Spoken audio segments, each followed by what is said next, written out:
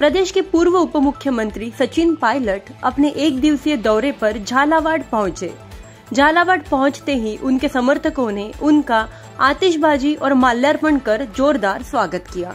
इसके बाद सचिन पायलट अखिल भारतीय यादव महासभा के तत्वावधान में आयोजित किए गए प्रतिभा सम्मान समारोह में पहुंचे और कई लोगों का सम्मान किया।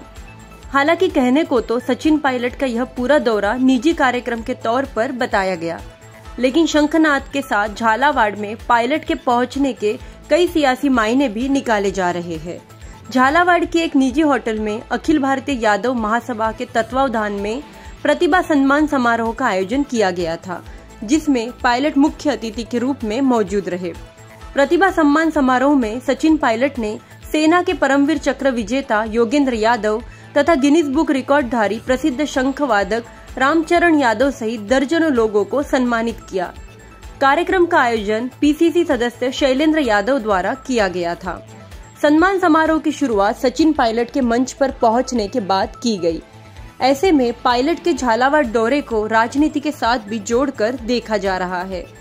समारोह के दौरान अपने संबोधन में पायलट ने कहा कि वे करीब 3.5 साल बाद झालावाड़ पहुंचे हैं। पायलट ने कहा कि राहुल गांधी और कांग्रेस ने भारत जोड़ो यात्रा निकाली है, वह किसी के खिलाफ नहीं है, बल्कि भारत जोड़ो यात्रा तो लोगों को प्यार और मोहब्बत का संदेश देने के लिए है, महंगाई खत्म करने के लिए है, अलगाव और द्वेष की भावना के साथ ही आपसी टकराव को खत्म करने के पक्ष में है। इस दौरान पायलट ने केंद्र सरकार पर भी हमला बोलते हुए कहा कि केंद्र सरकार को जनता के लिए काम करना होगा, जुमलेबाजी से काम नहीं चलेगा। महंगाई आसमान छू रही है, ऐसे में केंद्र के नकारा लोगों के खिलाफ जनता को अहिंसात्मक तरीके से सवाल पूछने की क्षमता पैदा करनी होगी।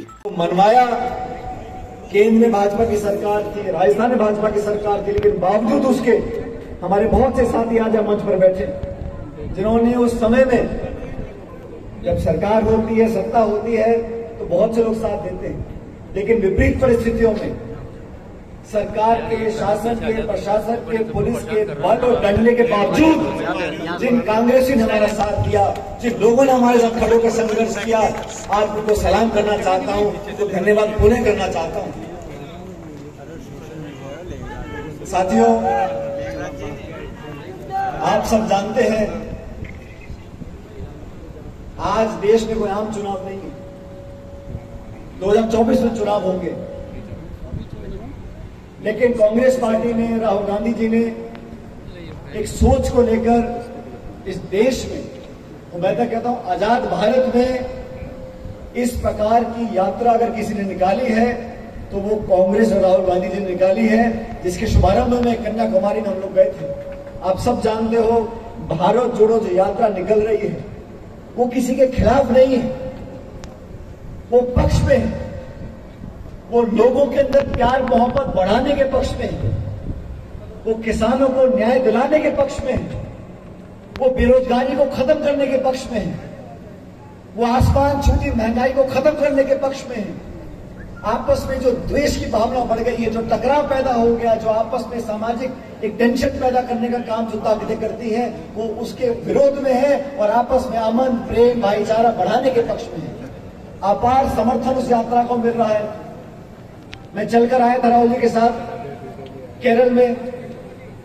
कुछ दिन पहले लगातार बारिश पड़ रही थी, लेकिन मंच पर खड़े होकर उन्होंने कहा कि हम सब साथ खड़े हैं, हम संघर्ष करेंगे, न्याय दिलाएंगे लोगों को, और हमारी जो संवैधानिक संस्थाएं हैं जिनको 60 दशक तक हमने पोषित किया, अलग अलग सरकारें रही, लेकिन कभी उन संस्थाओं को आंच नहीं आने दी।